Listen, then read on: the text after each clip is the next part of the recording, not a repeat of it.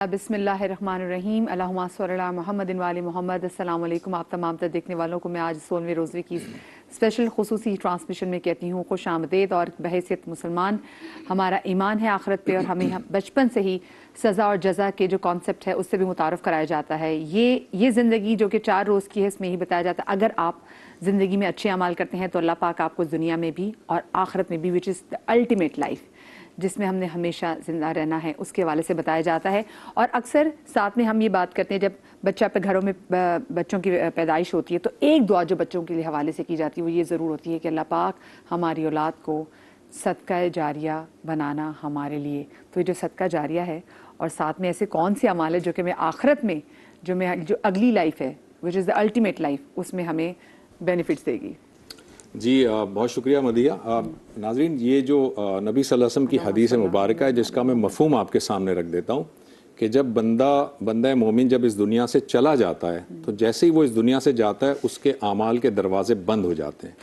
اب وہ محتاج ہوتا ہے ہم لوگوں کا کہ اس کو کسی طرح سے ہم ثواب پہنچا سکیں۔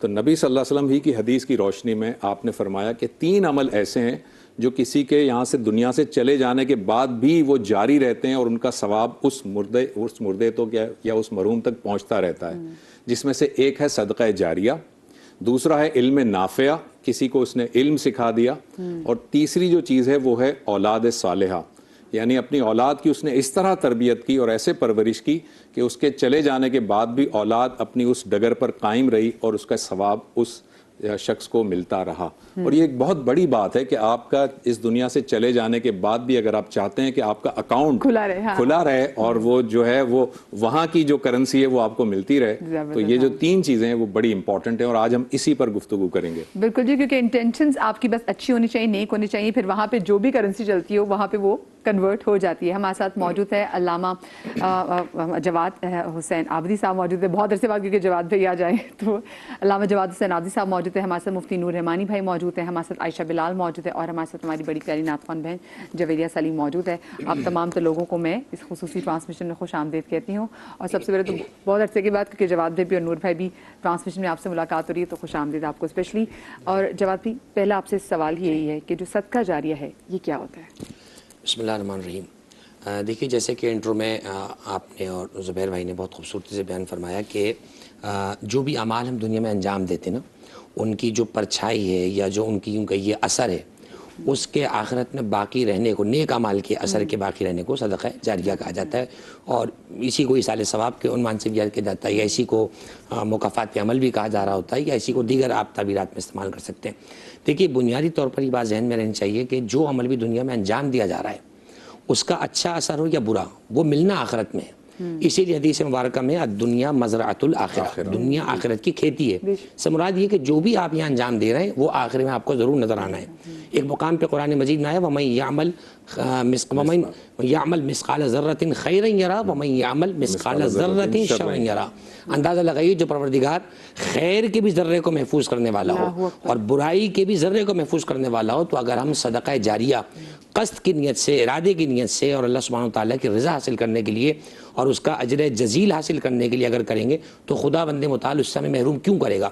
چنانچہ بنیادی طور پہ جیسے کہ خود حدیث کا مفہوم بیان فرمایا ڈاکٹر صاحب نے کہ حدیث مبارکہ کے اندر 3 چیزوں کو صراحت کے ساتھ صدقہ جاریہ کا ہے جن کا اجر اور جن کا سایہ کنٹینیو رہتا ہے۔ سب سے پہلے تو آپ کوئی ایسا نافع کام کر جائیں، چاہے وہ علم کی صورت میں ہو یا فلاح و بہبود کے حوالے سے، جیسے اس کی مثالیں سابقہ زمانوں میں کنویں وغیرہ کی دی جاتی تھیں، آج بھی ہے۔ اگر آپ کو اللہ نے صاحب ثروت بنایا ہے، آپ ایک چیریٹی ہاسپٹل ایسا بنا دیں جو ایک ایسا اسٹینڈرڈ ہاسپٹل ہو جہاں پر عامت المسلمین جو افورڈ نہیں کر سکتے بہت زیادہ ایکسپینسو میڈیکیشنز، تو ان کو وہاں پہ وہ اسی طریقے سے کوئی ایسا علمی اثر، کوئی ایسا مدرسہ کہ جہاں پر بنیادی قرأت قرآن، بنیادی تعلیم بالغان جو ہر واجب مرد اور عورت کو سیکھنا ضروری ہے، یا پھر کوئی ایسی کسی یتیم کی کفالت کر دیں کہ وہ جب تک آگے نیک اعمال کرے گا۔ اور تیسری چیز پھر اولاد صالحہ، اس لیے کہ حدیث میں آیا کہ الولد سر ابیہ، بچہ اپنے باپ کا راز ہوتا ہے۔ تو میں سمجھتا ہوں صدقہ جاریہ چھوڑنے سے پہلے خود ہمیں زندگی میں وہ کام کرنے پڑیں گے۔ اولاد کو صالح تربیت دیں گے تو وہ صدقہ جاریہ بنے گی نا۔ اگر اولاد کے پلے ہی دنیا کا دین کا کوئی علم نہیں دیا، اسے ڈگری ساری دلا دی آپ نے، لیکن دین کا اسے دال بھی نہیں پتا، اسلامیات کی الف نہیں پتا، قرآن کے قاف سے واقف نہیں ہے، تو تو میں سمجھتا ہوں کہ وہ کما حق ہمارے لیے سال ثواب کا اس کا جاریہ کا سبب نہیں بنے گا. تو ہمارے پاس بہت ساری صورتیں موجود ہیں. دیکھنا یہ کہ کون کیا اویل کر سکتا ہے. اگر کوئی صاحب ثروت ہے دولت کری حاصل کرے. اگر خدا نخواستہ کوئی لاوالا دے, اولاد نہیں ہے, دروازے بند تھوڑی ہوئے ہیں. کوئی علم نافع کر دے, کوئی علمی کام, کوئی علمی اثر, کوئی ایسی معلوماتی کتاب, کوئی حدیث کی کتاب, کوئی اسلامی سبجیکٹ, کوئی لیکچر, کوئی ایسی چیز لکھ دے کہ جس سے لوگ حاصل کریں, منفعت اور فائدہ اٹھائیں, ان کا دین آخرت سمجھے. تو میں سمجھتا ہوں یہ بھی صدقہ جاریہ کی ضرورت ہے. ہمیں کوشش کرنی ہے جو صلاحیتیں اللہ نے دی ہیں ان کو بروئے کار لاتے ہوئے اسلام کے نام کریں تاکہ ہم بھی زندہ رہیں, ہمارا اچھا کام بھی زندہ رہے. بڑی زبردست بات ٹھیک. تھی. میں چاہوں گا جیسے انہوں نے ابھی بتایا نا کہ اگر صاحب ثروت ہے تو وہ پیسہ خرچ کر سکتا ہے یا کوئی دین کا کام کر سکتا ہے. مفتی صاحب, میں اصل میں ایک پریکٹیکل سچویشن آپ کے سامنے رکھتا ہوں.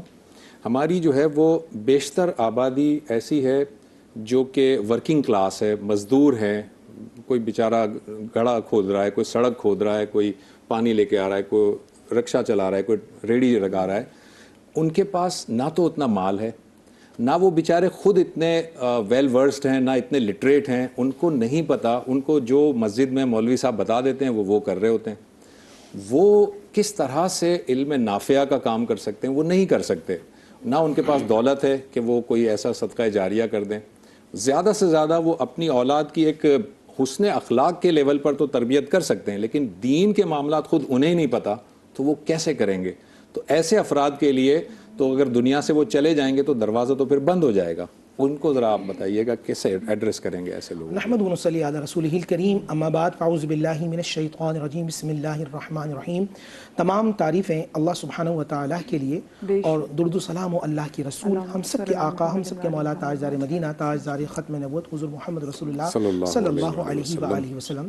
قرآن مجید فرقان حمید میں اللہ سبحانہ و تعالیٰ شاہ فرماتے ہیں, ربنا اغفر لی, اے اللہ میری بخشش فرما, ولی والدیہ, اور میرے والدین کی بخشش فرما, وللمؤمنین, اور جتنے مومنین ہیں اے اللہ ان کی بخشش فرما, یوم یقوم الحساب, کہ جس دن تو سامنے کھڑا کر کے حساب لے گا.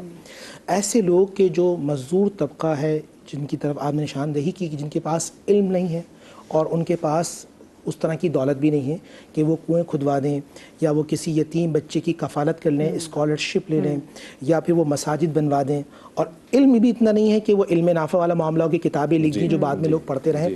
ان کے لیے سب سے اچھا مشورہ یہ ہے کہ جو علم والے ہیں ان سے دوستی کر لیں, جو اللہ والے ہیں ان سے دوستی کر لیں, جو نیکی کا کام کرتے ہیں ان کے والنٹیئر بن جائیں. اگر دولت نہیں, کم سے کم اللہ نے طاقت تو دی ہے, تاکہ اپنی طاقت, اپنے اعضاء کی طاقت جب آپ اس میں استعمال کریں گے تو قدم سخن اللہ تعالیٰ آپ کو اجر عظیم عطا فرمائے گا. آپ کم از کم اس فوج میں نہیں جا سکتے, فوج کے سپاہی تو بن جائیں, فوج کے خدمتگار تو بن جائیں. جس طرح حالت جنگ کے اندر جو اس زمانے میں جو خواتین ہوتی تھیں وہ کم سے کم تیر اٹھا کے دیا کرتی, مال سے نہ صحیح جان سے ہی, جان سے.